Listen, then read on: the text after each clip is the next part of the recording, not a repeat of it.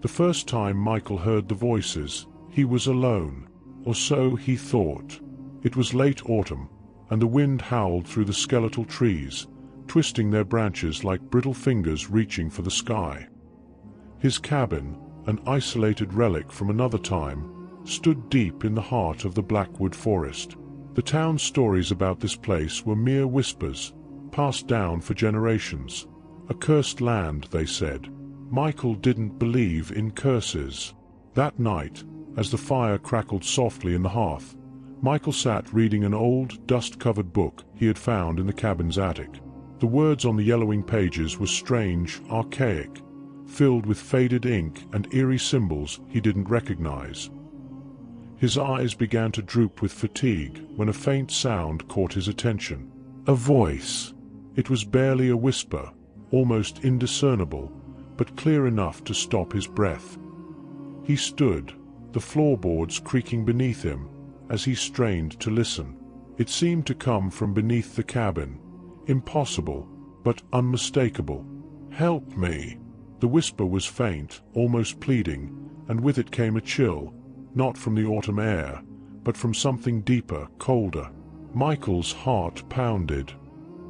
He rushed to the window, pulling back the tattered curtains, expecting to see someone outside, but the world beyond was still, the trees swaying ominously under the pale moonlight.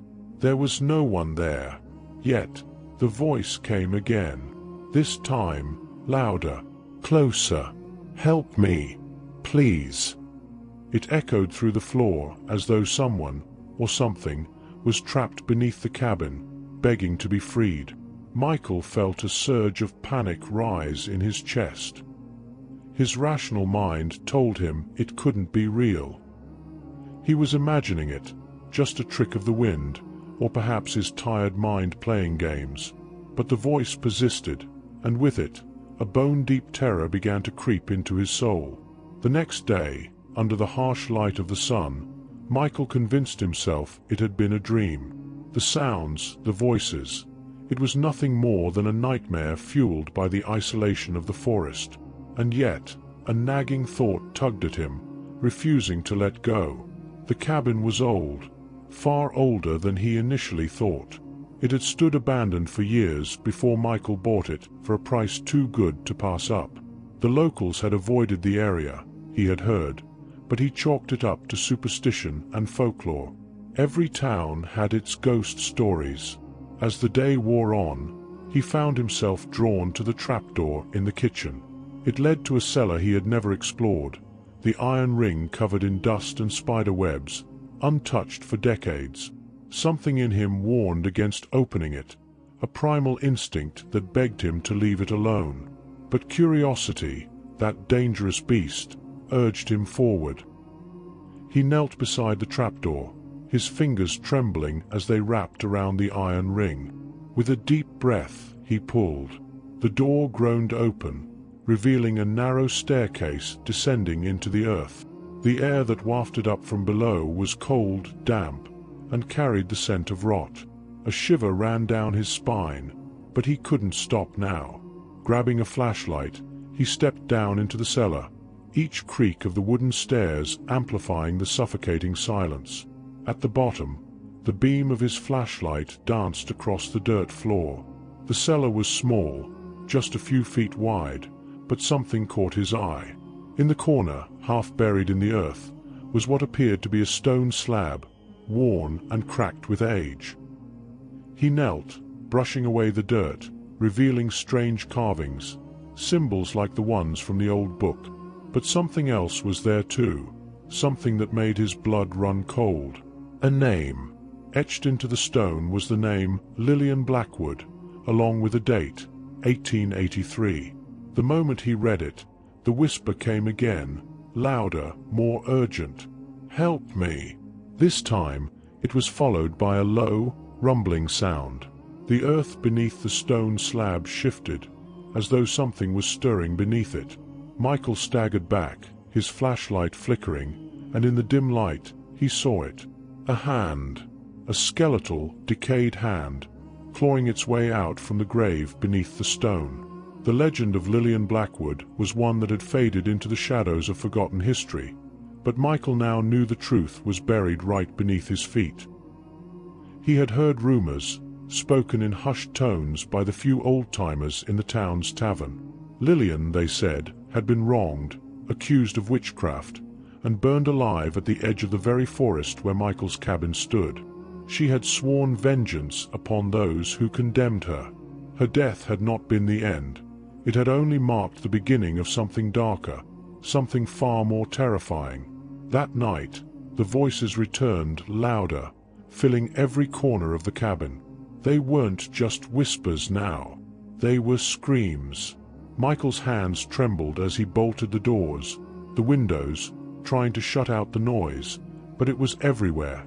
The air grew thick with the scent of decay, and with it, a crushing sense of dread. Then, as suddenly as the voices had come, they stopped. The silence was worse.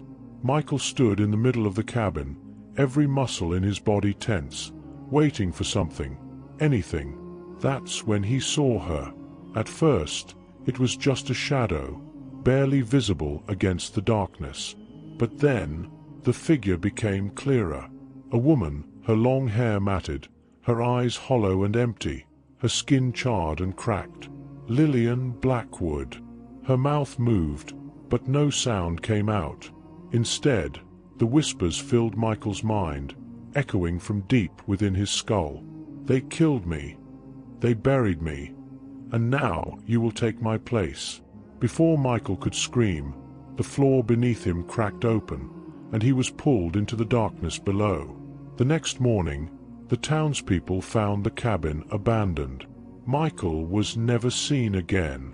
They whispered of the curse that had claimed another victim, of Lillian Blackwood's restless spirit, still seeking justice for the wrongs done to her. But the voices from the grave did not stop, and they never would. The disappearance of Michael left the town in quiet turmoil. Blackwood Forest had always been a place of unease, but now the whispers became louder, the stories more haunting. People spoke of hearing strange cries at night, especially near the edge of the forest. Some swore they could hear their names being called in the dead of night, while others claimed to see shadows moving where no light should cast them. The legend of Lillian Blackwood, once a forgotten myth, began to take on a new life. Yet no one dared to go near Michael's cabin. It stood there, an eerie monument to the curse that had taken him. But curiosity has always been a powerful force, and when word spread of his disappearance, it attracted the attention of outsiders, those who didn't know or believe in the town's dark history. 2 months after Michael's disappearance, a team of paranormal investigators arrived in Blackwood. They called themselves Seekers of Truth, skeptics determined to debunk myths and prove that there was no such thing as ghosts or curses. There were 5 of them: Rachel, the leader and the most experienced of the group; Sam, the tech expert who set up all their gadgets and cameras; Emily, the psychic who claimed to be able to sense spirits; Daniel, the researcher who knew every urban legend in the state; and Jacob, the cameraman who documented everything. They arrived in town with confidence, brushing off the warnings of the locals. "It's just an old wives' tale," Rachel said as they packed their equipment into the van. "We'll be in and out in a day. We'll debunk this so-called haunting and move on to the next case." But as they made their way into Blackwood Forest, the mood began to shift. The trees, dark and twisted, seemed to close in around them. The air grew colder, and the sound of their footsteps echoed unnaturally in the stillness. They reached the cabin just as the sun was setting.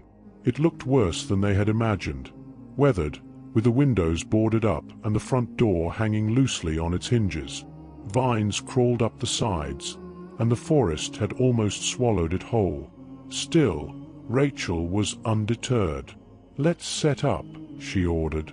Sam began placing cameras around the perimeter, setting up motion detectors, infrared sensors, and EMF readers. Meanwhile, Emily stood still, staring at the cabin with wide eyes. "Something's wrong," she whispered. Rachel rolled her eyes. "There's always something wrong. Let's stick to the plan."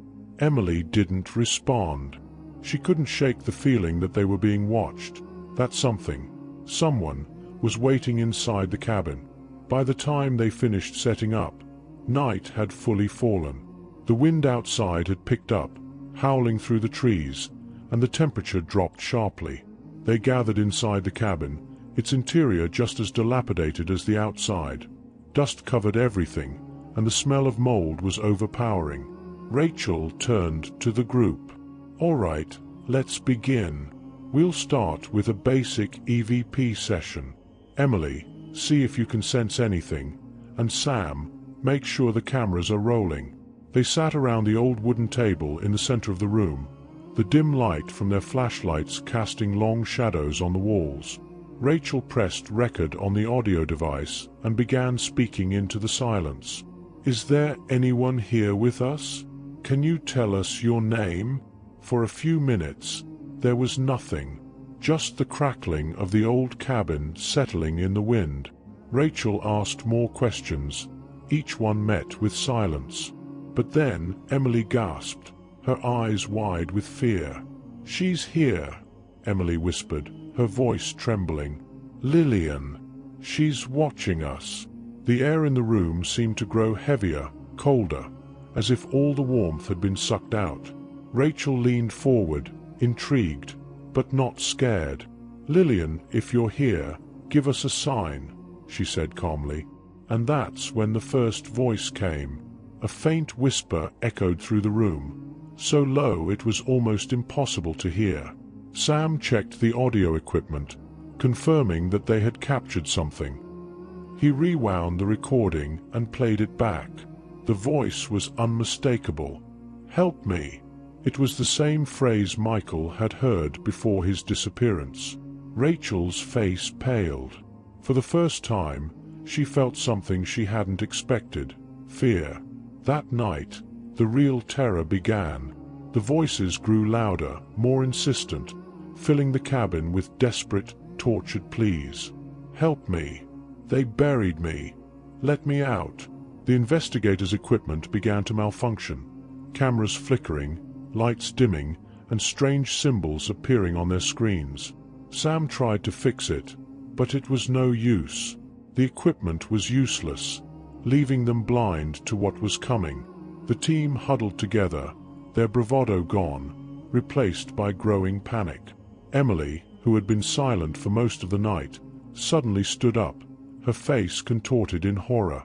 "She's here. She's angry. We have to leave now."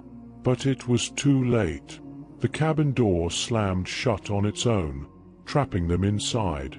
The air turned icy, their breath visible in the cold. And then, the whispers turned into screams, agonizing, blood-curdling screams that filled every inch of the cabin. Rachel grabbed Emily, shaking her. "What's happening? What does she want?" Emily's eyes were wild with terror. "She wants to be free. She wants one of us." The night stretched on, every second an eternity of fear. The team tried everything to escape, kicking the door, breaking the windows, but the cabin seemed to have a will of its own, keeping them trapped. The whispers grew louder, more demanding, as though Lillian herself was clawing at the walls, trying to get in. Then, suddenly, Emily fell to the floor, convulsing. Her eyes rolled back, and her body twisted unnaturally. The others watched in horror as she began to speak in a voice that wasn't her own, a low, guttural voice that sent chills down their spines. "They killed me. They burned me alive, and now you will take my place." Rachel screamed, backing away as Emily's body writhed on the floor, her voice growing louder, more violent. Suddenly, Emily went still, her eyes wide open but lifeless. The room fell silent, and for a brief moment, they thought it was over. But then, a low rumble came from beneath the floor. The ground shook, and cracks appeared in the wooden planks. From those cracks, a hand, a skeletal, charred hand, reached up, grasping for Emily's limp body. Rachel watched in frozen terror as the hand pulled Emily down into the earth, dragging her into the darkness below. The others screamed, but it was no use. Emily was gone, and with her, the voices stopped. Morning came, and with it, an eerie calm. The cabin door creaked open, and the surviving members of the team staggered out, their faces pale and haunted. They didn't speak, didn't look back, as they made their way through the forest and back to town. But as they reached the town's edge, Rachel stopped. Her hands were trembling, her mind racing. She realized something that made her blood run cold. Lillian Blackwood hadn't been looking for vengeance. She hadn't wanted to harm them. She had wanted to be freed. And now, she was. The investigators never spoke of what happened that night in the cabin. They left Blackwood and never returned. But the town knew better. The locals still heard the voices, still felt the chill of Lillian's presence in the woods. And deep beneath the earth, where Emily had been taken, the voices continued to echo. Not the cries of Lillian Blackwood, but the whispers of those who had crossed her path. Because some graves are never silent.